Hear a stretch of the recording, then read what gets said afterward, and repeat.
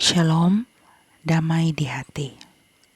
Bapak Ibu Saudara-saudara yang diberkati oleh Tuhan, bersyukur kepada Tuhan, kita boleh ada lagi dalam pertemuan di saat ini untuk memberitakan firman Tuhan yang akan kita baca dan renungkan di saat ini. Sebelum membaca Alkitab, mari kita berdoa. Bapa dalam surga, kami bersyukur untuk Tuhan yang boleh berkenan menganugerahkan hidup bagi kami. Untuk Engkau yang boleh menyelamatkan, untuk Engkau yang terus menuntun, memelihara, dan memberkati.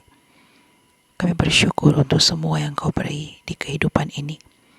Ajar kami tetap setia, ajar kami tetap teguh dalam Tuhan. Dan biarlah firman-Mu akan menjadi kekuatan dalam kami melangkah di perjalanan kehidupan ini, supaya kami tak salah dalam memilih jalan. Karena firman Tuhan akan menjadi pelita dan suluh bagi langkah perjalanan hidup kami, menerangi jalan mana yang tak seharusnya kami lalui, dan menerangi jalan yang menjadi tempat di mana seharusnya kami berjalan. Tuhan berfirmanlah bagi kami, demi Kristus Tuhan kami berdoa. Amin. Saudara-saudara, kita akan membaca firman Tuhan di saat ini dalam Yesaya pasal 6 ayat 10 sampai 17. Pemberitaan mengenai Immanuel. Tuhan melanjutkan firman-Nya kepada Ahaz, katanya, mintalah suatu pertanda dari Tuhan Allahmu, biarlah itu sesuatu dari dunia orang mati yang paling bawah, atau sesuatu dari tempat tertinggi yang di atas. Tetapi Ahaz menjawab, aku tidak mau meminta, aku tidak mau mencobai Tuhan. Lalu berkatalah Nabi Yesaya, baiklah dengarkan, hai keluarga Daud. Belum cukupkah kamu melelahkan orang, sehingga kamu melelahkan Allahku juga? Sebab itu Tuhan sendirilah yang akan memberikan kepadamu suatu pertanda. Sesungguhnya, seorang perempuan muda mengandung dan akan melahirkan seorang anak laki-laki, dan ia akan menamakan dia Immanuel. Ia akan makan dadih dan madu sampai ia tahu menolak yang jahat dan memilih yang baik. Sebab sebelum anak itu tahu menolak yang jahat dan memilih yang baik, maka negeri yang kedua rajanya engkau takuti akan ditinggalkan kosong. Tuhan akan mendatangkan atasmu dan atas rakyatmu dan atas kaum keluargamu hari-hari seperti yang belum pernah datang sejak Efraim menjauhkan diri dari Yehuda, yakni Raja Asyur. Saudara-saudara yang diberkati oleh Tuhan, di balik bacaan kita saat ini ada suatu peristiwa penting yang perlu untuk kita ketahui. Adalah Raja Ahaz. Ahaz adalah Raja Yehuda atau Israel Selatan yang memegang kendali 2 suku dari 12 suku Israel. Jadi Israel Raya waktu itu sudah terpecah menjadi 2. Di sisi yang satu ada Israel Utara atau yang tetap disebut Israel, 10 suku, dipimpin oleh Raja Pekah yang di waktu itu disapa Israel. Jadi awalnya Israel cuma 1 di zaman Saul, Daud, dan Salomo. Setelah itu pecah 2. Jadi 2 suku yang menyebut dirinya Yehuda, ibu kotanya Yerusalem, awalnya di bawah kepemimpinan Rehabeam, sampai seterusnya, dan sampai tiba di masa Raja Ahaz. Dan ada juga 10 suku yang menyebut dirinya Israel, ibu kotanya Samaria, awalnya di bawah kepemimpinan Yerobeam, dan seterusnya sampai zaman Pekah. Nah, saudara-saudara, perlu kita ketahui bersama, baik Israel Utara yang disebut Israel maupun Israel Selatan yang disebut Yehuda, meskipun sama-sama Israel, karena secara darah dan daging mereka semua punya satu bapa, yaitu Yakub, tapi mereka saling berseteru. Di zaman itu Pekah, Raja Israel, meminta bantuan dari Rezin, Raja Aram, untuk memerangi suku Yehuda. 2 Raja-Raja 16 ayat 5, Yesaya 7 ayat 1. Dan Ahaz tidak meminta bantuan dari Tuhan. Dia malah meminta bantuan dari Tiglat-Pileser, Raja Asyur. 2 Raja-Raja 16 ayat 10. Jadi di sini PK bersatu dengan Resin, Israel bersatu dengan Aram. Di sisi yang lain, Yehuda bersatu dengan Asyur. Sama juga seperti masa kita. Perang yang paling menakutkan adalah perang saudara.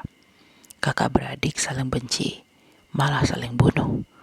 Hanya karena harta, tahta, kekuasaan, hak diri. Saya dan saudara-saudara juga mungkin begitu. Di rumah kita sepertinya melakukan hal yang baik. Tapi di rumah kita juga begitu. Kita mungkin jarang cekcok dengan tetangga. Tapi cekcok yang paling sering justru dalam satu rumah. Dan itu fakta. Di kekristenan pun begitu. Perang yang paling apik adalah perang antar sesama Kristen. Aku rajanya, dengarkan aku. Di gereja kita pun sama. Kita tak pernah dengan rendah hati mengakui keberadaan, keunggulan orang lain. Kita tak mau direndahkan, tak mau disepelekan. Maka kita sikut-menyikut, gonggong-menggonggong, dan lain-lain. Padahal sama-sama Kristen, sama-sama anak Tuhan. Israel dan Yehuda juga begitu. Maka Tuhan melanjutkan firman-Nya kepada Ahaz, katanya, mintalah suatu pertanda dari Tuhan Allahmu. Biarlah itu sesuatu dari dunia orang mati yang paling bawah atau sesuatu dari tempat tertinggi yang di atas. Mengapa firman Allah bunyinya begitu? Mari kita perhatikan bersama latar peristiwa ini. Kita ingat tadi disebut bahwa Ahaz meminta bantuan bala tentara perang dari Tiglat-Pileser, yaitu kerajaan Asyur. Jadi dia tidak minta bantuan atau petunjuk dari Tuhan. Maka sebenarnya firman yang didatangkan ini adalah sebuah sindiran kepada Ahaz. Mungkin kalimat sederhananya bisa begini, hai Ahaz, kenapa kau tak minta tanda dari Tuhan? Kenapa kau tak minta petunjuk dari Tuhan, pertolongan dari Tuhan? Walaupun mungkin itu tanda yang datang dari dunia orang mati ataupun dari kuasa yang paling tinggi. Apakah kamu tidak perlu pertolongannya si Tuhan? Mungkin seperti itu. Lalu apa jawab Ahaz? Aku tidak mau meminta. Aku tidak mau mencobai Tuhan. Jawaban Ahaz ini terdengar sangat indah. Karena sepertinya dia tak mau merepotkan Tuhan atas strategi yang sudah dibuatnya. Seolah-olah melakukan apa yang Allah sendiri minta dan arahkan untuk dia lakukan. Perhatikan jawaban Ahaz ini. Sebenarnya bukan karena dia tidak mau mencobai Tuhan, tapi dia memakai alasan bahwa dia tak mau mencobai Tuhan karena memang dia sudah meminta terlebih dahulu pertolongan kerajaan Asyur.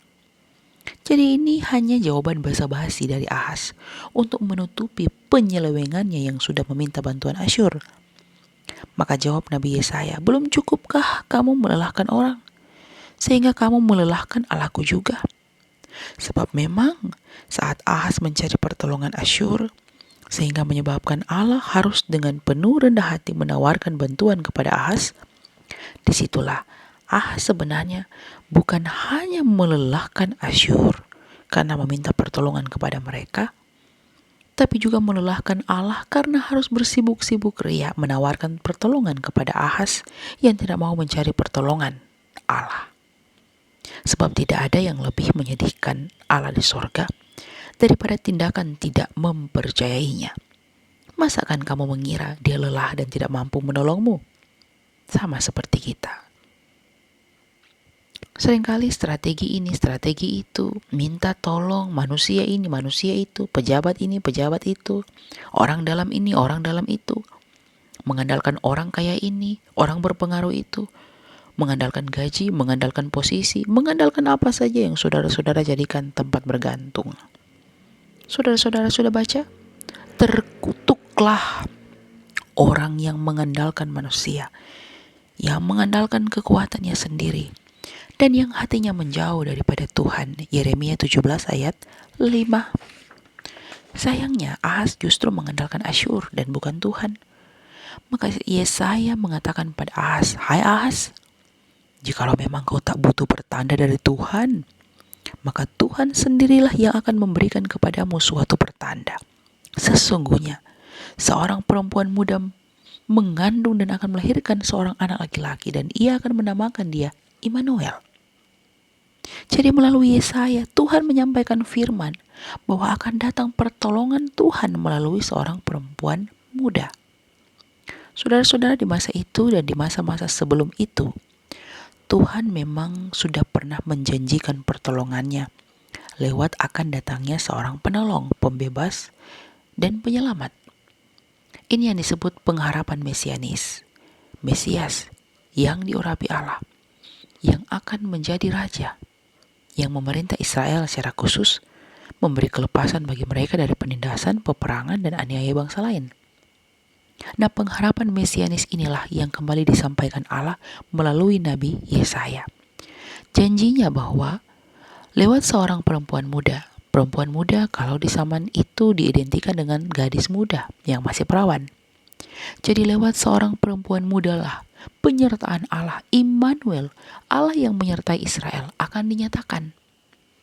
Jadi mungkin bahasanya, Ahaz, kalau kau tak mau minta tanda dariku sebagai Allah, aku akan memberikan tanda kepadamu. Tanda apa? Tanda bahwa kau sebenarnya tak perlu takut menghadapi Pekah, Raja Israel Utara atau Israel, dan Rezin, Raja Aram. Dan kau sebenarnya tak perlu memakai kerajaan Asyur untuk menolongmu. Akulah yang akan menolongmu. Dan janjiku pasti akan kutepati lewat seorang perempuan muda. Sebab dia, Immanuel, akan datang. Immanuel, El yaitu Elohim, Tuhan dalam bahasa Ibrani. Dan Immanu yang berarti beserta kita, bersama kita, dengan kita. Maka dia sang Immanuel akan menyertaimu. Ini adalah nubuatan dari kehadiran Yesus. Dan pengharapan bagi Ahaz, pengharapan bagi penduduk Yehuda, bahwa tak perlu bergantung pada sesuatu di luar Allah. Andalkan Tuhanmu. Jangan andalkan Asyur. Jangan andalkan strategi perangmu. Lalu apa dikatakan? Dia sang Immanuel itu akan makan dadi dan madu sampai ia tahu menolak yang jahat dan memilih yang baik. Dadi adalah makanan hasil fermentasi, susu sapi, kambing, dan sebagainya. Kalau kita mungkin itu dalam bentuk keju atau mayones. Dadi adalah makanan yang banyak disukai anak-anak. Demikian juga madu. Maka meskipun sang Immanuel akan dilahirkan dari seorang perawan, jadi tidak dengan secara biologis pada umumnya. Namun anak itu bukanlah anak jadi-jadian. Dia akan bertumbuh sebagaimana manusia bertumbuh. Sebagaimana manusia menyukai makanan dadi dan madu, makanan itu pun yang akan dimakannya meski dia lahir dari seorang perawan. Jadi sang Immanuel yang akan dilahirkan itu menjadi istimewa sebab lahir bukan oleh nafsu seorang laki-laki maupun perempuan, tapi dari seorang perempuan yang masih perawan. Namun betapa istimewanya pun, dia tetap akan bertumbuh dari kanak-kanak yang menyukai dadi dan madu sampai dewasa, sampai dia mampu membedakan apa yang baik dan yang jahat. Artinya, dia memang manusia, bukan penolong jadi-jadian. Dia bertumbuh sebagaimana manusia pada umumnya. Selanjutnya disebut, sebab sebelum anak itu tahu menolak yang jahat dan memilih yang baik, maka negeri yang kedua rajanya engkau takuti akan ditinggalkan kosong. Jadi pertolongan Tuhan akan datang melalui sang Immanuel, sang penyelamat. Namun sebelum pun sang Immanuel itu menjadi anak yang tahu menolak yang jahat dan memilih yang baik, sebelum Immanuel itu hadir, negeri yang kedua rajanya engkau takuti akan ditinggalkan kosong. Artinya, sebelum sang Immanuel itu hadir sebagai anak manusia yang hidup dan bertumbuh dewasa dalam hal membedakan jahat dan baik, atau bahasanya sebelum Immanuel itu datang, sebelum sang anak lahir sebagai El, Tuhan yang jadi Immanu, Immanen, masuk ke dalam dan menyertai, maka baik Pekah, Raja Israel, maupun Rezin, Raja Aram, negerinya akan ditinggalkan kosong. Dan ini dibuktikan Tuhan, karena 2 atau 3 tahun setelah itu, Hosea melawan Pekah dan membunuh dia. 2 Raja-Raja 15 ayat 30. Dan sebelum itu, Raja Asyur merebut Damsyik dan membunuh Resin. 2 Raja-Raja 16 ayat 9. Maka Tuhan akan mendatangkan atasmu, rakyatmu, keluargamu, hari-hari seperti yang belum pernah datang sejak Efraim menjauhkan diri dari Yehuda, yakni bangsa Asyur. Siapa Efraim? Yesaya 7 ayat 9 menyebut Samaria adalah ibu kota Efraim. Efraim adalah penyebutan nama kepada bangsa Israel Utara.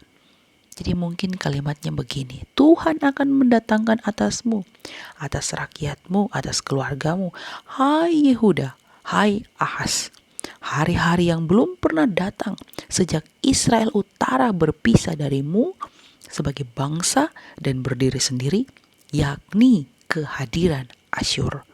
Atau lebih sederhana kalimatnya mungkin, kepadamu hai kaum Israel Selatan, hai Yehuda, akan datang penghukumanku yang jauh lebih berat dibanding dengan penghukuman yang dialami Israel Utara saat mereka akhirnya diperangi Asyur. Artinya, Tuhan mau bilang bahwa sebenarnya dia sedang sangat marah terhadap Ahaz yang mencari pertolongan dari Asyur. Bahkan dia menawarkan pertolongan pun ditolak Ahaz. Akhirnya dia sendiri yang harus memberikan pertanda bahwa dia mau menolong Ahaz dan bangsa Yehuda. Entah harus bagaimana mengambil hati Ahaz supaya dia ingat Tuhan untuk mengurus persoalan-persoalan yang dihadapinya. Maka kalau minta petunjuk Tuhan saja tidak mau, maka aku akan memberi kepadamu hai Ahaz hari-hari seperti yang tak pernah kau rasa. Karena sama seperti Israel Utara sudah menjauhkan diri dariku sebagai Allah, kamu juga sama. Karena bukannya mendekat denganku, tapi kau mendekat dengan Asyur, maka kalian akan merasakan kalau aku memberi kengerian yang nanti akan dijelaskan di ayat 18-25, yang mungkin juga menunjuk pada pembuangan di Babel di masa Israel Selatan atau Yehuda dibuang Tuhan karena mencari pertolongan pada kekuatan lain. Apa pesan firman untuk kita? Peristiwa Ahaz mencari bantuan dari negara lain adalah juga menjadi tindakan hari-hari kita. Kita seringkali mengandalkan kekuatan dan kekuasaan seseorang atau sesuatu yang bisa memberi kita kemudahan dan kejelasan. Lalu apakah strategi menjadi salah?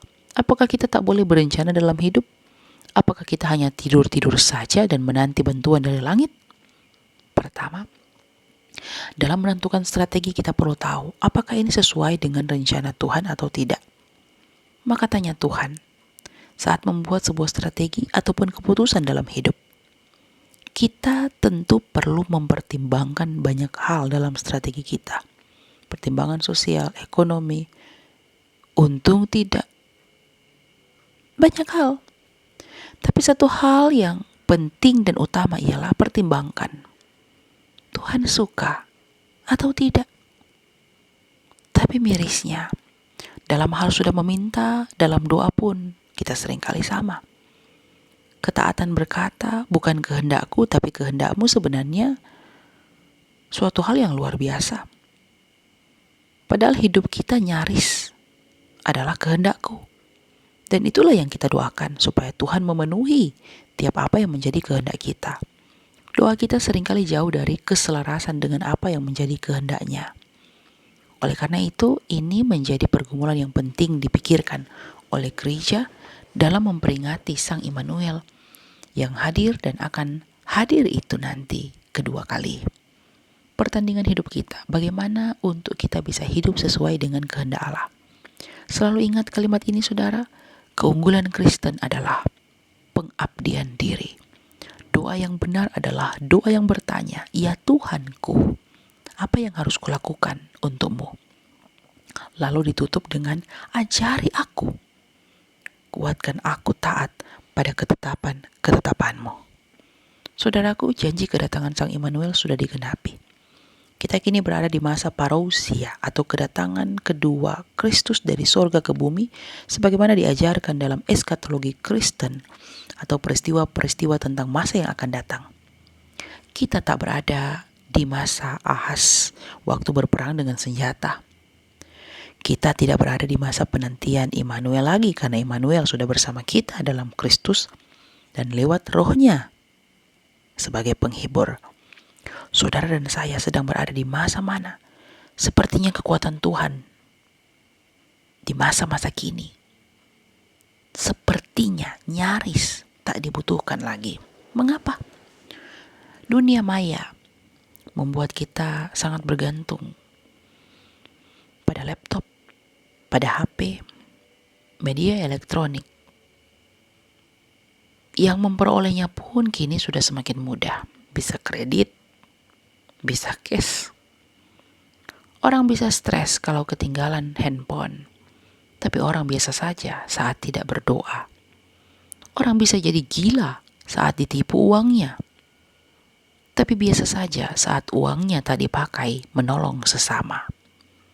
Orang akan selalu butuh membuka media sosial, tapi orang tak lagi merasa butuh membuka Alkitab. Sekalipun pada Alkitab elektronik ada di HP-nya. Orang sibuk dengan usaha dan upayanya dalam bekerja dan bekerja. Tapi sangat sedikit orang yang ingat Tuhan dalam bekerja. Sehingga dia tak melulu gila kerja, lalu lupa memberi waktu untuk beribadah. Lalu kapan kita baru ingat Tuhan? Mungkin saat sakit. Saat sakit kita jadi banyak waktu untuk berdoa. Saat sakit kita jadi banyak waktu untuk panggil Tuhan. Saat sehat kita banyak waktu hang out dengan teman-teman, jalan-jalan, ngopi-ngopi dan lain-lain. Saat apa kita ingat Tuhan? Saat bergumul. Saat tak bergumul, kita biasa saja menyanyi, ku berserah kepada Allahku. Tapi saat bergumul, mau menyanyi pun rasanya susah. Saat apa lagi? Saat tidak punya uang. Maka kebergantungan kita pada Tuhan, upaya-upaya mencari Tuhan, keberserahan diri pada Tuhan, seringkali hanya hadir di saat susah di hidup. Maka bersyukurlah kalau di hidupmu kau menemukan banyak susah. Sebab di banyak senang kau bisa lupa Tuhan. Tapi jangan juga seperti Ahaz. Di masa seharusnya dia ingat Tuhan, dia tak mau mengingatnya. Sama seperti kita. Kita bilang Tuhan penolongku. Tapi saat susah, judi penolongku, uang penolongku. Kita bilang Tuhan sandaranku. Tapi saat habis uang, kita menipu kiri dan kanan. Manusia andalanku. Kita tak pernah bersungguh-sungguh bergantung pada Tuhan. Lalu bagaimana semestinya bergantung pada Tuhan? Kau berencana, tapi bilang, Tuhan, ini rencanaku. Ini yang ku rancangkan. Jikalau kau berkenan, beri aku petunjuk. Kalau ini kau kenan, kalau tidak, halangi aku. Namun jangan sampai Tuhan sudah menghalangimu. Tapi kau bilang, ini cobaan dari Tuhan. Akhirnya kau salah memilih dan mengambil keputusan. Contohnya, memilih pacar. Sudah terlanjur menikah, cerai tak boleh. Akhirnya dijalani, itu pilihanmu. Bertanggung jawablah dengan pilihanmu. Kalau Tuhan hadir di rancanganmu, tak berarti itu akan selalu sukses. Bisa jadi Tuhan membuat itu gagal. Paulus contohnya, Paulus gagal dalam niat pembunuhannya. Namun dia sukses di mana? Di pengejarannya. Dia buron bagi orang-orang yang membencinya.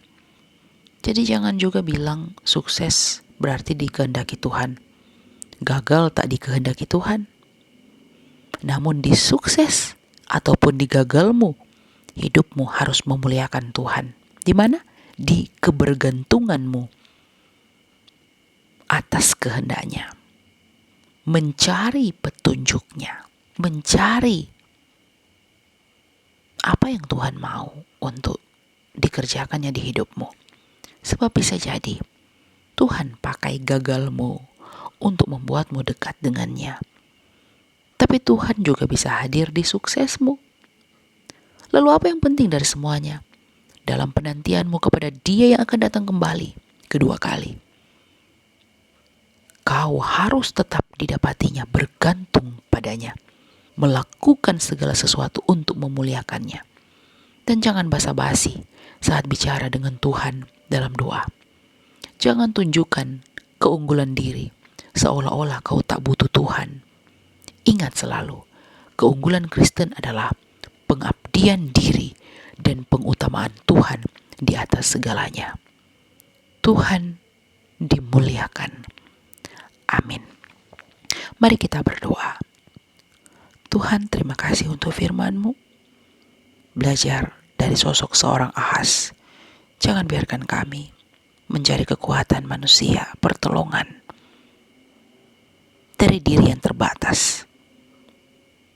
Tapi biarlah kami selalu berpaut dan mencari pertolongan pada Tuhan. Ajar kami untuk selalu mengandalkan kekuatan Tuhan di kehidupan ini. Sebab orang yang mengandalkan manusia, dikatakan oleh Alkitab, terkutuklah dia.